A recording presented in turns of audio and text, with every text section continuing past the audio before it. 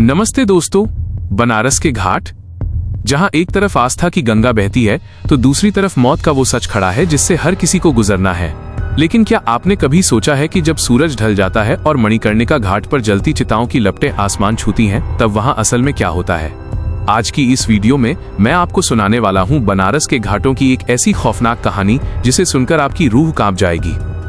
ये कहानी है उन रूहों की जो आज भी उस धुएं और राख के बीच भटक रही हैं। अगर आप भी ऐसी रहस्यमयी और डरावनी कहानियों के शौकीन हैं, तो इस वीडियो को अभी लाइक कर दीजिए और दिल थाम कर बैठिए। मणिकर्णिका की वो खौफनाक रात, एक बूढ़े नाविक की दास्तां। रात के करीब 2 बज रहे थे। बनारस का मणिकर्णिका घाट अपनी पूरी भयावहता के साथ सामने था। चारों ओर गहरा काला अंधेरा, बस बीच बीच में जलती चिताओं की नारंगी लपटें उस अंधेरे को चीर रही थीं। गंगा की लहरें पत्थरों से टकराकर एक अजीब सी सिसकारी भर रही थीं। मेरे साथ बैठे उस बूढ़े नाविक ने अपनी चिलम का धुआं हवा में छोड़ा और धीमी आवाज में बोलना शुरू किया। बेटा, ये जो काशी है ना, ये जितनी शिव की है उतनी ही उनके गणों और भटकती रूहों की भी है। यहाँ हर जलती चिता के साथ एक कहानी खत्म नहीं होती, कुछ कहानियां वहीं से शुरू होती हैं। वो रहस्यमयी मुसाफिर करीब 20 साल पुरानी बात है। उस दौर में वो नाविक रात भर नाव चलाया करता था। आधी रात का वक्त था जब घाट की सीढ़ियों से उतरकर एक शख्स उसकी नाव के पास आया। उस आदमी ने दूधिया सफेद कपड़े पहने थे, लेकिन उसका चेहरा वो इतना सफेद था जैसे शरीर में खून की एक बूंद भी ना हो। उसने बस इतना कहा, मुझे उस पार छोड़ दो। नाविक को ताज्जुब हुआ, क्योंकि उस पहर कोई श्मशान से दूसरे तट रेती की तरफ नहीं जाता था, पर रोजी रोटी का सवाल था। उसने चप्पू उठाए और नाव गंगा की बीच धार में ले गया। हवाओं का बदलना और खौफ की आहट। जैसे ही नाव बीच गंगा में पहुंची, अचानक मौसम बदल गया। मई की गर्मी में भी हवा इतनी बर्फीली हो गई कि नाविक के हाथ कांपने लगे। उसने महसूस किया कि पीछे बैठा मुसाफिर पत्थर की तरह शांत है। उसकी नजरें तिरछी होकर पानी की गहराई को घूर रही थीं। जब नाविक ने पूछा, साहब कहाँ उतरना है, तो कोई जवाब नहीं मिला। उसने दोबारा मुड़कर देखा, और जो देखा उसे देखकर उसका कलेजा मुंह को आ गया। उस आदमी के पैर घुटनों से पीछे की तरफ मुड़े हुए थे। वो इंसान नहीं था। मुक्ति की अधूरी तलाश। वो साया जोर जोर से हंसने लगा। वो हंसी इंसानी नहीं थी, उसमें हड्डियों के टूटने जैसी आवाज थी। उसने अपनी फटी आवाज में कहा, 20 साल पहले मेरी चिता इसी घाट की आग में ठंडी हुई थी, पर मेरी रूह को गंगा ने आज तक नहीं स्वीकारा। मैं आज भी यही हूं। अचानक नाव ऐसे डोलने लगी जैसे पानी के नीचे से दर्जनों हाथ उसे खींच रहे हों। नाविक ने अपनी आंखें मूंद लीं और पागलों की तरह राम राम चिल्लाने लगा। गायब हुआ साया। एक जोरदार झटका लगा और नाव किनारे से जा टकराई। जब नाविक ने डरते डरते आंखें खोली तो नाव खाली थी। वो शख्स गायब हो चुका था। लेकिन जैसे ही उसने कांपते हाथों से नाव बांधी और पीछे मुड़कर पानी की तरफ देखा, वही सफेद लिबास वाला आदमी गंगा की लहरों के ऊपर खड़ा था और उसकी डरावनी मुस्कुराहट नाविक का पीछा कर रही थी। आज भी क्या होता है? बूढ़े नाविक ने अपनी बात खत्म करते हुए कहा कि उस रात के बाद उसने कभी अंधेरे में नाव नहीं उतारी। आज भी लोग कहते हैं कि मणिकर्णिका पर अगर रात के 2 बजे सन्नाटा बढ़ जाए तो पानी के बीच से वही शैतानी हंसी सुनाई देती है। वो हंसी उन रूहों की है जो मोक्ष की नगरी में आकर भी भटक रही हैं। रात के 2 बजे का सन्नाटा ऐसा था कि खुद की सांसें भी शोर कर रही थीं। मणिकर्णिका घाट पर चिताओं की राख हवा में उड़ रही थी। बूढ़े नाविक ने अपनी फटी हुई आवाज में कहानी को आगे बढ़ाया। 1, वो खामोश मुसाफिर और बर्फीली हवा। बेटा, जब वो सफेद कपड़ों वाला आदमी मेरी नाव पर बैठा तो मुझे लगा कि शायद कोई दुखी आत्मा अपने किसी परिजन की अस्थियां विसर्जित करने आया होगा। लेकिन जैसे ही मैंने चप्पू चलाए और नाव घाट की रोशनी से दूर गंगा की काली धारा में पहुंची, माहौल एकदम से भारी हो गया। हवा इतनी ठंडी हो गई कि मेरी उंगलियां सुन्न पड़ने लगीं। मुझे महसूस हुआ कि नाव का वजन अचानक बढ़ गया है। ऐसा लग रहा था जैसे एक आदमी नहीं, बल्कि दसियों अदृश्य लोग नाव पर सवार हो गए हों। नाव पानी में बहुत नीचे धंस गई थी। 2, वो भयानक एहसास। मैंने हिम्मत जुटाकर पीछे मुड़कर देखा। वो आदमी अभी भी गर्दन झुकाए बैठा था, लेकिन इस बार उसके शरीर से एक अजीब सी सड़ांध आ रही थी, जैसे कोई पुरानी लाश धूप में पड़ी हो। मैंने कांपते हुए पूछा, साहब पार जाना है या बीच धार में कुछ छोड़ना है? उसने धीरे से अपनी गर्दन उठाई। उसकी आंखें, बेटा, उन आंखों में पुतलियां नहीं थीं, बस सफेद पत्थर जैसा कुछ था। उसने अपना हाथ नाव की लकड़ी पर रखा और जहां उसका हाथ लगा वहां की लकड़ी काली पड़कर जलने लगी। 3, उल्टे पैर और शैतानी हंसी। जब उसने खड़े होने की कोशिश की तब मेरी नजर उसके पैरों पर पड़ी। उसके घुटने सामने थे, लेकिन पंजे बिल्कुल पीछे की तरफ मुड़े हुए थे। वो नाव के ऊपर ऐसे चल रहा था जैसे हवा में तैर रहा हो। तभी वो खिलखिलाकर हंसने लगा। वो हंसी इंसान की नहीं थी। ऐसा लग रहा था जैसे सैकड़ों कौवे एक साथ चिल्ला रहे हों। उसने मेरी तरफ झुककर फुसफुसाया, 20 साल पहले मुझे इसी घाट पर जलाया गया था, लेकिन मेरी चिता अधूरी छोड़ दी गई थी। मेरी रूह आज भी अपनी उस अधजली देह को ढूंढ रही है। 4. गंगा के नीचे से उठते हाथ। अचानक नाव के चारों तरफ का पानी उबलने लगा। मैंने देखा कि अनगिनत काले हाथ पानी से बाहर निकल रहे थे और मेरी नाव को नीचे खींचने की कोशिश कर रहे थे। वे सब चीख रहे थे, तारांकन, हमें भी ले चलो, हमें भी पार जाना है। मेरा दम घुटने लगा था। मुझे लगा आज गंगा मैया मुझे अपने पास बुला लेंगी। तभी मुझे याद आया कि माँ कहती थी, जहां इंसान की हिम्मत खत्म होती है वहां महादेव का नाम शुरू होता है।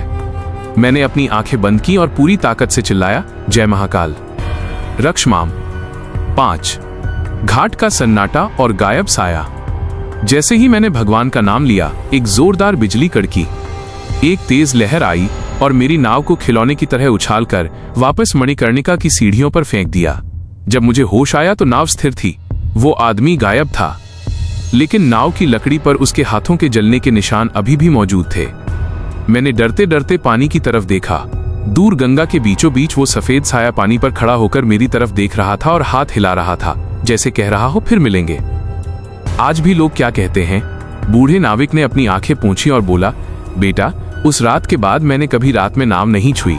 लोग कहते हैं कि वो आदमी आज भी उन लोगों की तलाश करता है जो रात के सन्नाटे में अकेले मणिकर्णिका पार करने की हिम्मत करते हैं।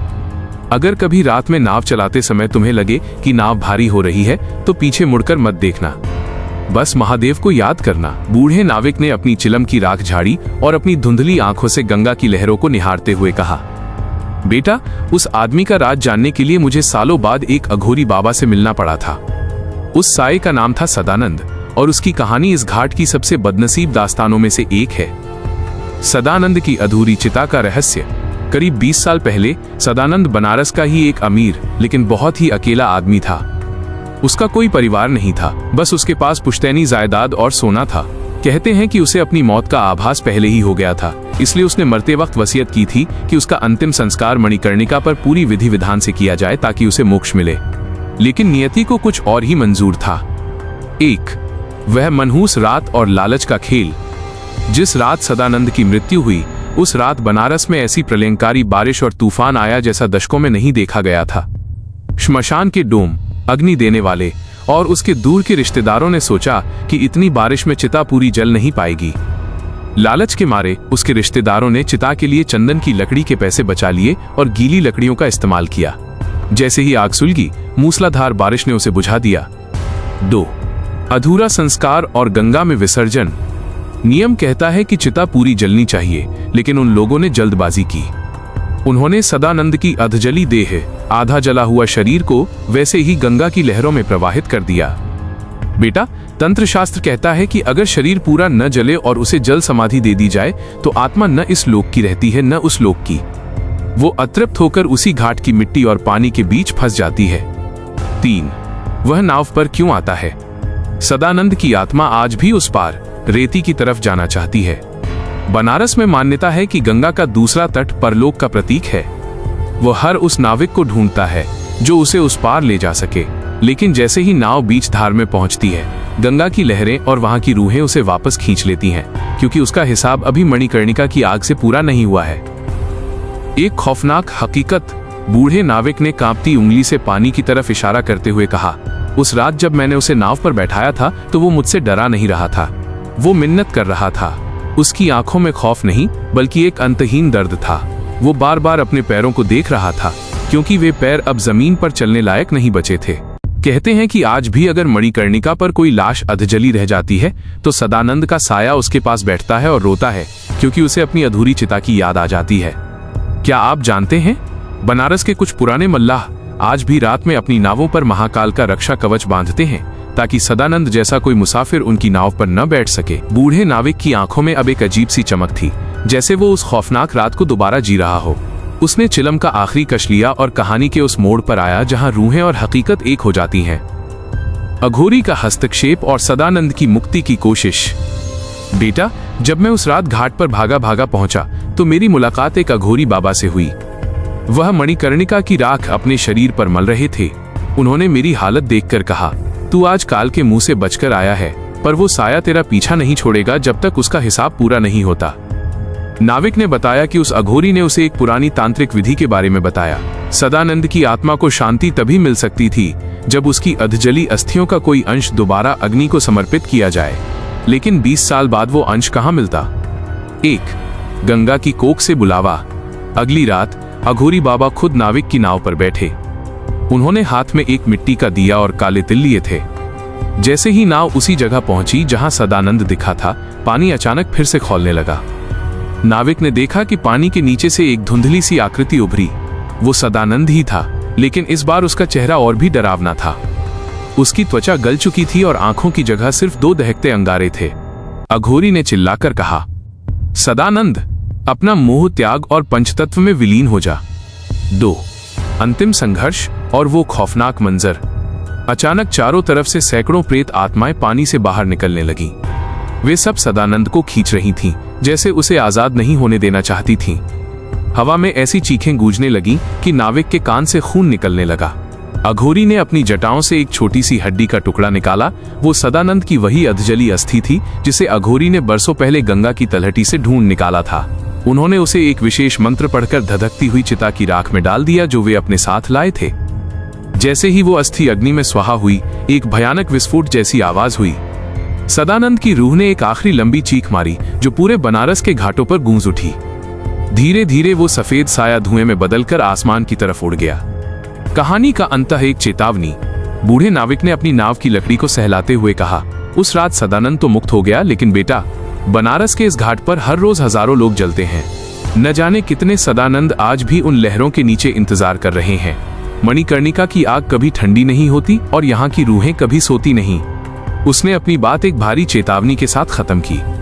कभी भी रात के 2 बजे के बाद गंगा के बीच में चप्पू मत चलाना, क्योंकि अगर तुम्हें पानी के ऊपर कोई चलता हुआ दिखाई दे या अचानक हवा बर्फीली हो जाए तो समझ लेना कि कोई और मुसाफिर तुम्हारी नाव पर बैठने के लिए तैयार खड़ा है। आज की हकीकत। आज भी मणिकर्णिका घाट पर जाने वाले लोग कहते हैं कि कभी कभी आधी रात को लहरों के बीच से एक सफेद धुआं उठता है जो इंसानी शक्ल ले लेता है। नाविक जल्दी जल्दी अपनी नावें बांध देते हैं और घाट की सीढ़ियों पर सन्नाटा पसर जाता है। मणिकर्णिका की वो कहानी आज भी उन लहरों में कैद है।